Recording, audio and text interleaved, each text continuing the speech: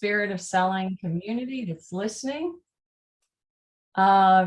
We are live in the Spirit of Selling, and today is day 3 of transition, mastery, and selling. And today, yesterday, so just to recap what we've been talking about, on Monday, we talked about playing offense by setting powerful intentions as to our calling and our purpose, and remembering to make the switch in our minds to not get caught up in the recency of events. I mean, sometimes it can really knock you off your saddle, but if you always return back to your intention and your calling and what your strengths are, you can recover a lot faster. So we talked about that on Monday. And yesterday, a very powerful session about using your investment mindset and the 7 principles for being able to have your psychic and your material income that you desire. And I think a lot of people got a lot of good takeaway messages from that, especially the one about, well, why do we forget to do those things? And we talked about those 2 reasons being, one is your attitude, because your attitude is the energy you put towards something. And when you invert that energy, that's what causes a lot of the problems of being stuck. And the other part is that sometimes we plateau and we haven't figured out our next move for growth, and we don't have a goal. So when you don't have a goal and you don't have a desire, you're basically just floating around like a boat in the water, and you're going whichever way the wind blows, and you have no sail up and no aim and direction. And your mind is cause for everything in your life. And so today, what we're going to talk about is how to take control of your mind and the cause, and really focus in on a 3-step process that can help you reset your outcomes to gain the outcomes you desire. So what I'm going to do is share the screen, and we will get this party started.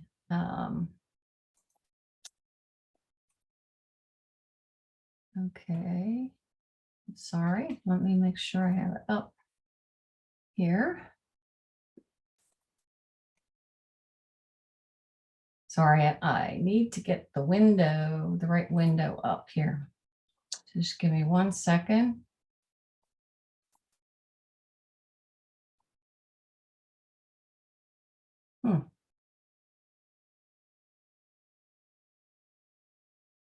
All right, got it. All right, and the share button, and we are ready to rock and roll. Okay, let me hit the present button so you can see this in big print. We'll go over here. All right, there we go. Can you see that? Just give me a thumbs up. Yeah, okay, perfect. All right, so day 3, the 3-step process. How are you going to align yourself to your power source internally and redirect your behavior for the outcome that you truly desire? So the premise of today's lesson really is that that you have MBO is your mindset, wherever your mind is set. Now think about what that word means. Your mind is always set on something. You're focused on something at all times. You're thinking about something. And wherever that mind is set, that's creating the thoughts that you have. Thoughts, you become what we become what we think about. That's been known, written in the Bible, written all over the place. There's books about it. No one seems to dispute that, that we become what we think about all day long. So the question is, what are you thinking about all day long? And what percentage of the time are you thinking about what you want and how you can? And what percentage of the time are you maybe inverting your thinking about deficits of what you don't have or why you can't do something? But the mindset, wherever it's set, is creating behavior, because I'm going to talk about the steer method just so you understand what happens in your mind. But every time we think in pictures, and whatever you're thinking about, those pictures cause emotions. And if you get emotionally involved with anything that's going on outside of you, or inside of you in terms of your imagination and the goal of whatever, wherever, if you put an emotion onto something, that's charging it. And that's where your magnetism comes from. So you're either magnetizing thoughts that you want or thoughts that you don't want. And you have a subconscious mind. It's, belief in the infinite, the divinity within you. And how that subconscious mind works is it does not work by coercion, but it works by the dominant thought. So whatever is the strongest emotional charge that you have in your thoughts, that's governing your behavior. And then we all know, from Einstein's principle, something put in motion stays in motion, but any of the thoughts that we have are creating behaviors, and those behaviors are what causes results. In sales, it's, the behaviors of how many calls we make a day and how many people we talk to and the energy we bring. All those different behaviors cause the results. And in sales, the name of the game is results. So if we really want to create a powerful career in sales and create the results that we love by really engaging customers in their transformations and technology adoption, we should go back to cause and figure out, where is our mindset? And if I'm not getting the results I want, what do I need to alter in my mindset to create a new behavior that's going to give me a different result than what I'm getting today? The second premise of really what we're talking about today is how you can really zero into your calling because your calling is your passion. And on Monday, when we were talking about intention and playing offense, we said that if you can find the right fit for you in your career, you're going to experience massive growth and tons of psychic income and fulfillment. Because if you can find something where your passion, something that you love, that's effortless for you, that plays to your strength, can meet up with your mission, which is associated with your passion, like your dharma, why you're here, and you can apply it to a profession that you love to do with something the world needs for a vocation at that time, you're going to really experience an amazing sense of fulfillment and an amazing amount of psychic and material income. So we're getting clear on that. And today we're going to talk about taking what we've learned about our intention of where we want to go with the goal and the investment mindset, and really putting that into practice to start creating results. So, again, your calling is all about your passion, your gifts and talents, and the world's deepest needs. And yesterday we talked about the law of compensation, that, we get compensation is directly in proportion to something the world needs. So, we're trying to tie that stuff together that we learned in the first 2 days into some actionable outcomes so you can have a breakthrough today. So what's the problem? So that's the premise, but what's the problem that most of us face? Well, the problem most of us face is this thing called deficit thinking. And yesterday when we looked at Maslow's motivation, model, and if you're in sales, everyone should know the 9 basic motives for human behavior, because when you go make a sales call, you want to understand your client's motives, and they have motives that are task motives, but they also have a lot of personal motives. And the more you understand motives and the more that you start looking at your own motives, the more successful you're going to become at selling. But the problem that we face today, they say that 17% or 18% of the people in the sales profession today are not rating their jobs and their careers as something that they love and that's outstanding. That means like more than 80% of the people out there are in positions maybe out of duty or obligation instead of doing something that they love. And the deficit thinking comes in when you get away from thinking about how you can contribute and where your strengths are and how you can do what you love and love what you do. And you get caught up in circumstances outside of you and on the isness of what's in the world.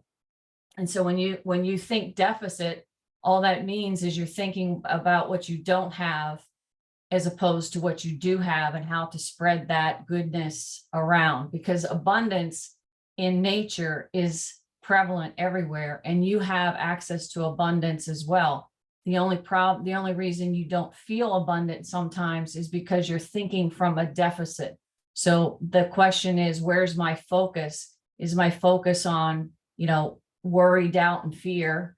Am I, suppressing myself? Am I caught up in the what's going on, letting the outside control me? Or am I going to learn how to shut down the outside noise and start thinking objectively about it? Like, I'm not saying that you're not going to pay attention to what's going on the outside, but you've got to look at it from a neutral perspective objectively so that you're not getting emotionally charged and driven by it. So when Napoleon Hill wrote Think and Grow Rich, he says in that book multiple times, once you figure out the secret, he didn't know when you were going to hit the secret. He was talking about taking control of your mind. And what he meant was most people today in the world, all over, react to news, circumstances, everything external. They get caught up in the pictures of what is. Their emotions get triggered and they get charged, and then they're thinking about that as opposed to thinking about an aim and where they're going. And as a result, their emotions control them, their thinking, as opposed to having thinking control their emotions. When you start picking up the power to control your thoughts with your will and your reasoning, your free will that you have, accepting ideas that you want to accept and rejecting ideas that you don't want to accept, that don't serve you or support you, that's when you step into your power. And so what I want to do today is try to show you how you can get out of this deficit thinking and get yourself back on track to align back with your power source. Because when you're in a state of deficiency, you're going backwards, right? You're not adding to life. When you're in a state of growth and positive environment, you're going to bloom and expand. So that's what we're going to talk about today. Make sense? So think of it as you are now going to assume radical responsibility to steer the boat. And I like this word steer because it explains exactly what happens with thinking, whether that's growth thinking or deficit thinking. So there's a situation, most people fall into the trap of letting the outside control their thoughts. So there's a situation on the outside. Let's say, something happens on the news, and then that triggers a thought, a picture in your mind. So most of our thoughts, if we are not subjectively controlling them, go backwards in time to something, oh, this looks like fill in the blank. So you see a thought in a picture, which triggers cells of recognition in your body. And those cells of recognition, when that picture flies up in your mind, cause an emotion or a feeling from seeing that. So you could, you have good feelings. Let's say you go into some beautiful garden or an art show or whatever it is that you see beauty in. That makes you feel good, right? But then you can also, in contrast, look at something that doesn't make you feel good, right? So those pictures are how you think, and those pictures control your emotions.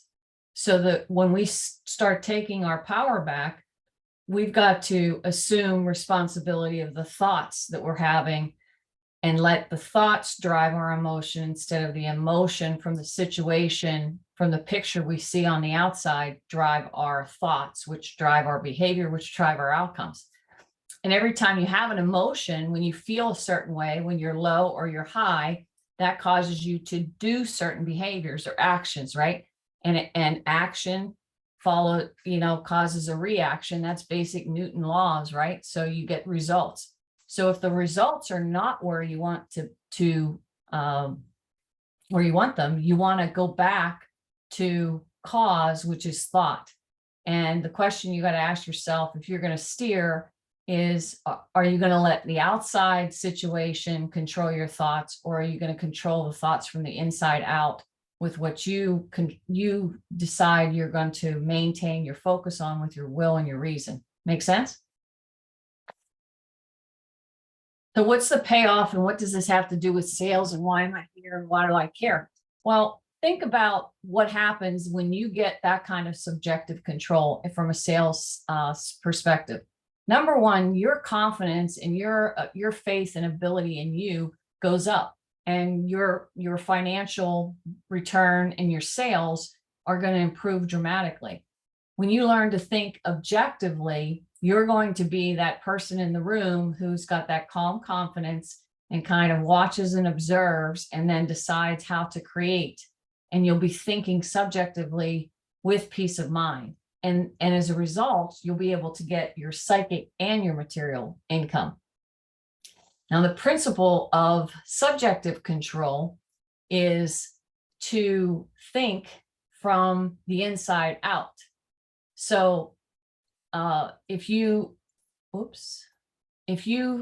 at thinking from the inside out, this is a picture that Thurman Fleet drew of the mind, because he said we don't really have a picture of the mind, but you've heard that we have conscious mind, which is where our intellect lies, where we come up with ideas, and then we have an emotional mind. And this emotional mind, it can be our best friend when we start taking subjective control, because what that means is when you get thoughts that you decide whether you're going to accept or reject an idea, you start using your critical thinking skills as opposed to just accepting everything you hear as truth. And you drive what goes down into your subconscious mind, as opposed to accepting everything on the outside, getting emotionally charged with it. And then this subconscious mind has to accept whatever is coming in that's emotionally charged. So it's you're taking control and steering from the fact that you're going to be really diligent on ideas that you're going to accept or reject. So in summary, the principle where the three-step process here is every time you're not getting an outcome that you want to think about, you want to go to your MBO. And you want to think about the three-step process, which is my mindset, wherever it's set right now, whatever I'm thinking about is controlling my behavior. And those behaviors are controlling my outcome. So if I want a different outcome than what I'm getting now, and I'm not happy about that, I have to go back to see where my mind is set and alter that. And also, I want to examine the behaviors of what I've been doing on a daily basis to see what's being productive and what's non-productive and what I want to upgrade. So when you think about it in a simple, complex term of three steps, it becomes easy to make some shifts. Now, since situation is where a lot of people sometimes are getting their energy and their thoughts, it's really important to think about your environment, because you are absorbing energy just like this plant in the window. So whatever you are surrounded with in people, environment, etc., that energy is getting absorbed into you because it's a contagion. So if you think about choosing a career and choosing a company of where you're going to work, environment is extremely important. It's extremely important to ask questions about your environment on an interview to see if this is an environment where you can grow and heal and really expand and share your strengths. And is it going to give you the energy that's going to ignite you and bring about the results that you want and the behaviors you want? Or is it going to be an environment that's going to pull you down and drain you? And that's a lot of times where you see a lot of things in the news about quiet quitting, etc. This is all regarding the environment and the values and the culture that corporation has. So getting clear on the questions you're going to ask about culture when you're examining and making a move is really important. It matters. Your energy is extremely important for growth and satisfaction, because whatever environment you're in, like a plant that does not get light dies, right? So you've got to be able to know what kind of environment causes you to grow. What kind of light do you need? A lot of people want autonomy. They want a sense of belonging. So are you going to have that opportunity to be in that environment? Because you're going to be working 40 hours a week. That's a third of your life you're spent in that environment. So why take that lightly? I think it's a very important thing that you want to consider. And, get back to asking yourself a question in terms of your strengths. So in a world where everything's possible, what would you love to do? And Einstein really understood the subconscious mind and the secret of it, because he said everything is energy, and all you have to do is really match the frequency to what you want, and you can't help get it. And he said that's not a philosophy, it's pure physics. And it really is, because we think and operate on frequencies. That's what the whole law of vibration is about. So if you look at the law of vibration and attraction, and you realize that what you've been thinking about and what you've been emotionally charged with 51% of the time during the day is causing all the results in your life, because the law of attraction is basically responding to the frequency that you're putting out.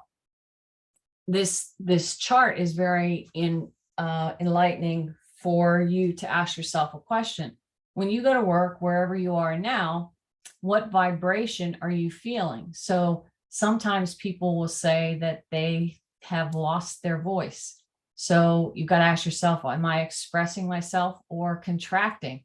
And if you're contracting, why is that? Because if you start contracting your voice, you're constricting energy flow and trying to suppress things. And if you're in that state, that's not a healthy state of growth. So, kind of doing an assessment of deciding what is it that needs to change for me to change that vibration at work is a good place to start. So just take a current snapshot of where you are, and then ask yourself, what is causing this feeling? Is it the environment that I'm in? Is it my attitude towards it?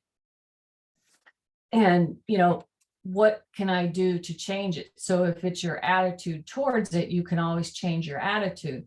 If the environment of everyone around you is not as uplifting as you'd like, then that's a clue or a signal that you're yearning for something else, if that's an area of dissatisfaction, and that can give you some clues on what you want to start looking for as you move forward. Now, if you accept the idea that you were born to create because you were made in the image of your creator, think about what your purpose is, because that calling is really important and can guide you from an intuition as to what your next step is if you're going through a transition. And I always go back to, how are you leveraging your strengths? A lot of times we have these levers. The leverage is a great strategy, because when you start leveraging things, you can make more quantum leaps. So the first thing you want to really look at is, am I playing to my strengths? And if you don't think you know what your strengths are, really sit down and do that. Now, Strengths Finder is a great book that you can take a survey real quick and get some good ideas on your strengths. I would also encourage that if you're looking to expand and really learn more about yourself, that you ask your friends and family, what do they think your biggest strengths are? And you'll get some really good insights on that. And then once you get clear on your strengths, you start leveraging them, and you look for places where there's a need for that strength, where you could really contribute in a way to, respond to your calling. The other thing you want to look at is, you have motivations and motives. And so do you know what motivates you? Because there's, in my book, as well as in Napoleon Hill and W. Clement Stone's book, I refer to their book with the 9 basic motives for human behavior. But it's important to understand your own motives, because the more you understand your own motives, then you can see some of those motives in others. And certainly when you're making a sales call, the rule of thumb is you never want to be presenting anything until you understand and know your client's motives. So how good are you at knowing your own motives? And how good are you when you're selling good at detecting and understanding your clients' motives not just assuming them, but truly asking questions to uncover motives and confirm that you've got a good understanding of what that is, because that's what's going to move people into action. Motives cause the behavior. The motives are the pictures, the things that drive people, the desires that drive them into action. And when you're in sales and you fire up that desire, you're going to get people to take action, and action's where the receiving is. That's where you earn the sale. Now, another thing to be looking at when you're thinking about making a move or examining a cultural fit with you and another organization is, what are the multiple sources of income that I can have from this? Now, there are multiple sources of income that you can gain as an entrepreneur, which means you're going to work for an organization, or maybe you're thinking about, maybe you're in your 40s or your 50s and you're thinking about going into business for yourself. And you might want to explore entrepreneurship, which is certainly a great personal development. It's probably the greatest personal development program that you can get yourself into. But you want to think, if you're an entrepreneur, you want to be asking questions about salaries. Are there performance bonuses for going the extra mile? What about commissions, the commission structure? Do they have raises on an annual basis? And what do they consider, who gets the raises and why, and how does that work? You want to understand that when you're doing an interview. The promotion ability, how can you climb the ladder in that organization? We all want to continually grow and leverage our strengths. So it certainly makes sense to be asking about, what is the pathway for promotion in the organization, so that you can set some goals for that.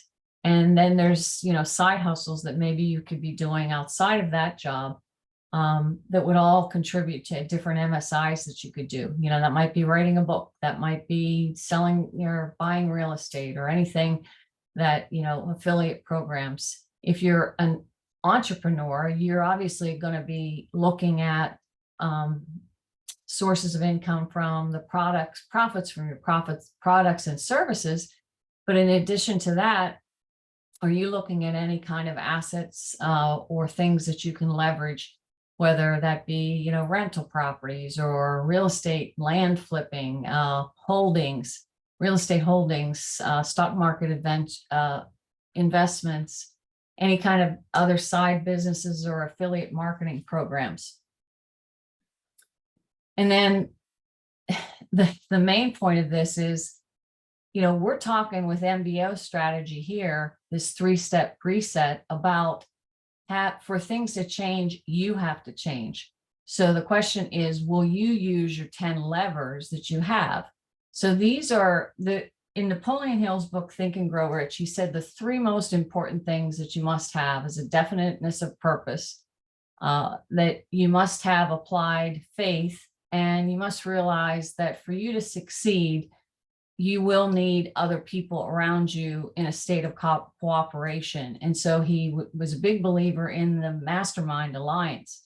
But he said that he had the other principles in the book because for you to use, so that you could make sure that you really applied the top 3, which were definiteness of purpose, the Mastermind Alliance, and applied faith. And applied faith is all about stop talking and get into action, because action is where you really know that that's knowledge. Knowledge is not power. It's the application of knowledge that's power. And that's using applied faith, betting on yourself. But the other 10 levers that can funnel in to really ensure your success are having a purpose, knowing your calling, which we talked about. How good is your self-confidence? How comfortable are you making decisions? Where's your level of enthusiasm? And do you have controlled enthusiasm, so you know when and where and how to direct that? Your expertise. Are you building in your career expertise based upon your experiences that you can leverage to help and support the business?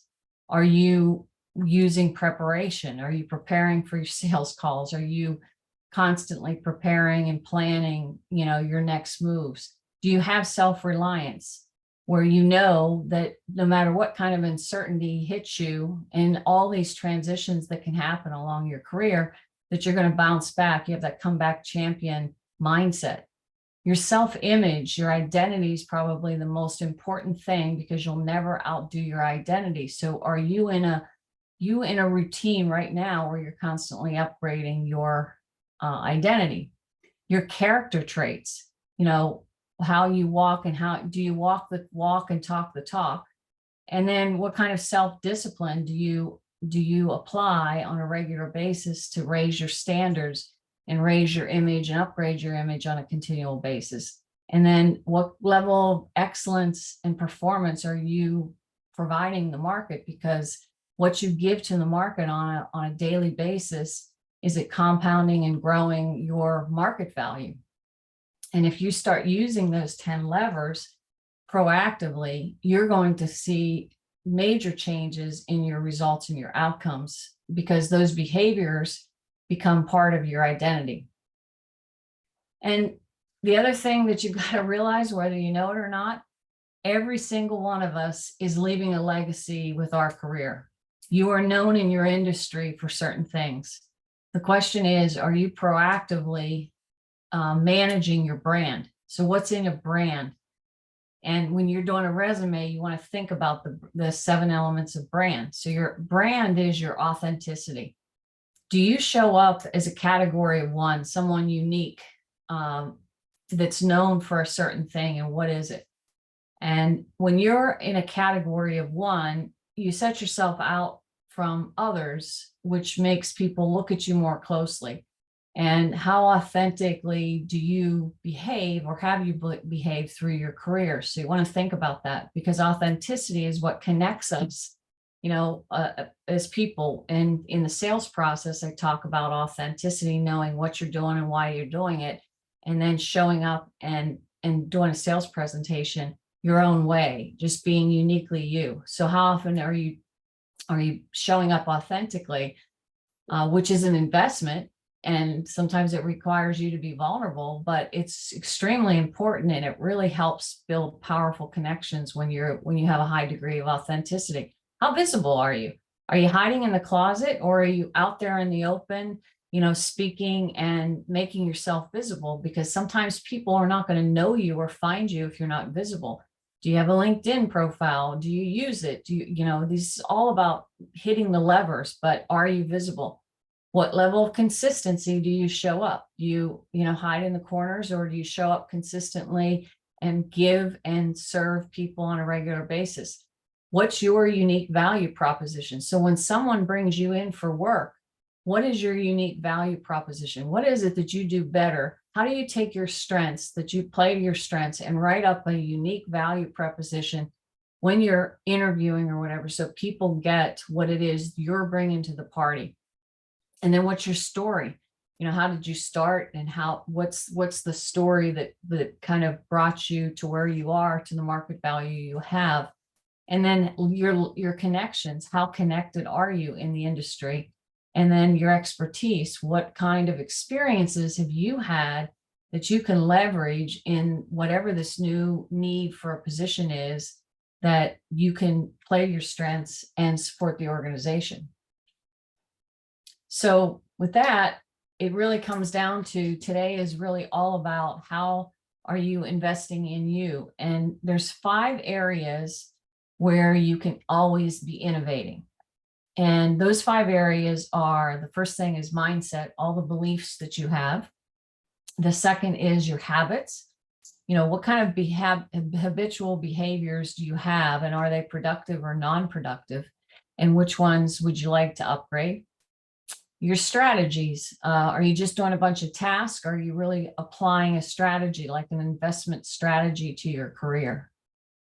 Another area, environment is what we were talking about today. So do you like the circle of influence that you have, or could it use an upgrade? Because if the 5 people that you hang out with the most are not really getting the results or the outcome you want to upgrade some of that energy in your environment, so that you can get around people that are going to grow you and expand you. And then the lifestyle, the first day of this week, we gave you the wheel of life and all those areas of life and said, rank them from 1 to 10. Well, if any of those areas are not, very high for you, then you've got to start thinking about why is that? What is my attitude towards that? And how can I upgrade my lifestyle to the lifestyle that I want to grow into? And in doing that, leave my legacy. So at the end of the day, the key elements of your environment are important. And hopefully this is giving you some insight to start thinking about the environment but when you are about to make a transition, because I see a lot of people get an upset in the marketplace, positions moved or changed or fill in the blank, whatever happened, or they are constantly moving about from job to job to job. And they're doing that because they're searching for something. And maybe what they did is they were chasing the money, but they weren't thinking about the psychic income or the environment that was really important. And how can you, it's a big investment to go into these different companies and have to learn systems and what have you. And it's a lot of work if you have to keep changing and transitioning jobs year after year after year. So if you can start thinking about your brand and thinking about your environment that you need and thinking about the culture and the values that you want to be in and thinking about your strengths, I think you can make a lot better decisions. I know you can make many better decisions about the cultural fit and the right position for you to get in so that you can have some runway to have some compounding in your growth in an organization that needs you and aligns with your strengths, and they align with your values. So today is really about making a commitment that if you are going to do your calling, what your purpose is in life, are you in an environment so that you can thrive and do your calling? And if the answer is no, then what intention do you want to create for yourself? Because at the end of the day, we all have a purpose, we all have a calling, we're all going to have a certain amount of longing or dissatisfaction if we can't do our calling, because that's what your soul's crying out to do.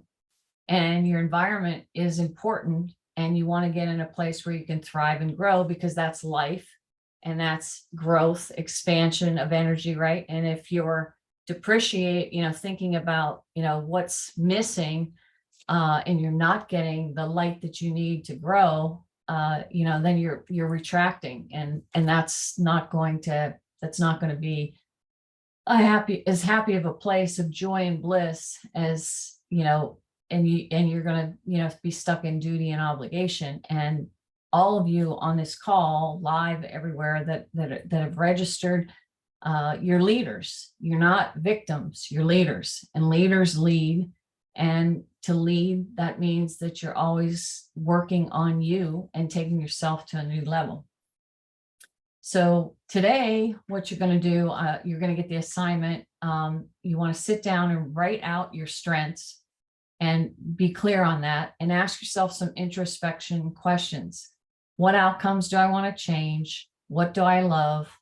What's the vibration frequency? All the things that we went through on the slides. So what is the vibration frequency that you're having, and why is that? Get in touch with your purpose. Your purpose is connected to your passions and what you love. So are you doing what you love and loving what you're doing?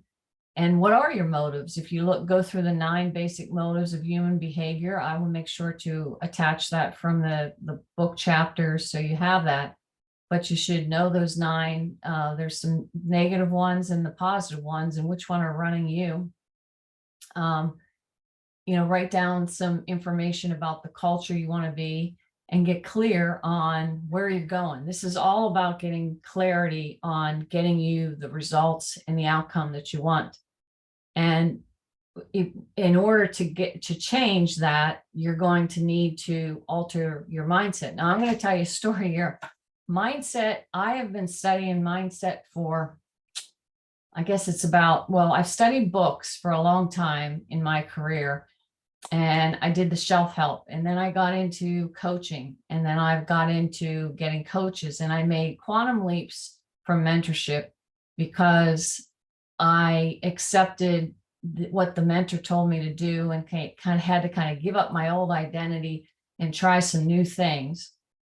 And that's really made quantum leaps for me, investing in myself, in my sales results, in what I'm doing, getting clear on my purpose, etc.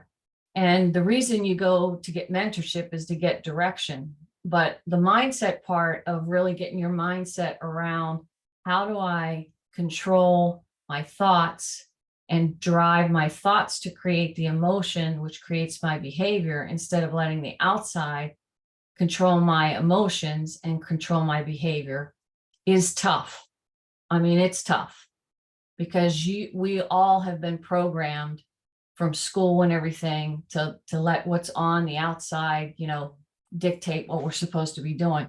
So one of the things that I do is I help people with, getting them on track. And so I have a membership program for coaching, which I will give you a link to look at.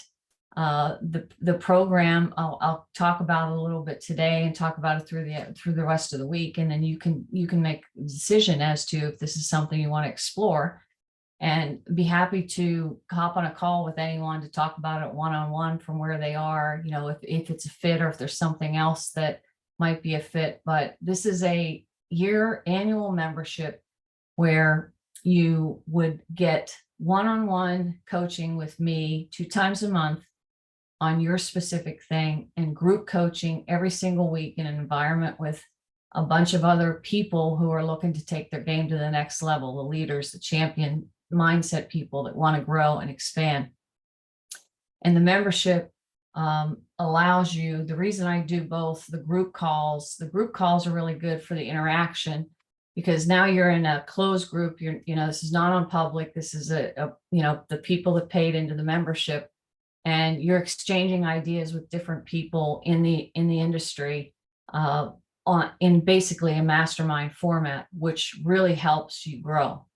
And the second thing that I do is, from an accountability insurance, is I hold you accountable. So you get 2 calls a month with me where your agenda, your questions, your specific things maybe that you don't want to talk about online in the group, you'll probably get over that after a couple months. Most people do, but you still have that private one-on-one where I'm going to hold your toes accountable and say, if you set a goal, and if you didn't get that goal, I'm going to say, well, what got in the way, and help you work through, any of those blocks that might hit you, so you can have a breakthrough in those sessions. And those would be 2 times a month.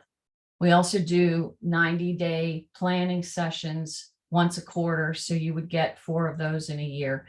And the program is $499 a month. And if you pay in full, it's $5,095. And, some of you are going to think right now, well, I don't know if I need that. But I will tell you that when you invest in yourself, you're investing in yourself. You in the market are a mirror. Your market is a mirror of you. And let me ask you a question. If you don't make some sort of investment in yourself, and maybe it's not with me or my program, but just think about this from a pure, just if your market is a mirror of you, and you won't make an investment in yourself to take yourself to a newer level, to increase your market value, how are your clients going to buy your products and invest in you? Because they're picking up on that energy that you have. And when you look at it that way, if I hope to inspire you to do anything, is bet on yourself, man. Because when you bet on yourself and you invest in yourself, and you start learning how to use the greatest asset that you have, which is your mind, everything will change. You're just making some small changes in your ideas and having the accountability and the support all year long. The reason we go for a whole year is because it takes repetition of thought over and over and over again to get learning. And that's exactly how you got conditioned. That's exactly how you got to know your name by being called your name multiple times. All those ideas got planted over repetition. The only other way to plan an idea is for you to have an emotional impact, like, when 9/11 hit or something, where people changed behaviors immediately because of something. It's mostly a bad thing that happens, something traumatic that happens. But to do it the way that, it's described, that all the people that have done it multiple times over, that top 3 to 5% of the population, that's what they're doing. They're getting subjective control of their mind, and they, through repetition and support and direction and masterminding, they're getting in the right environment so that they can grow and get their psychic income and their material income. So I will send off the day 3 assignment. If you're not sure if you want to invest in yourself right now, or maybe this isn't it or whatever, happy to hop on a call with you, because I could direct you to maybe something that you can do in the meantime. And for those of you who are ready to lock arms and get that kind of support for the year, this group meets, at 1 o'clock on Mondays, Eastern time, and it's going to be a great year. So if you're really looking to seize opportunities moving into 2024 in this state and take your game to a whole new level where you've never been before, give it some consideration.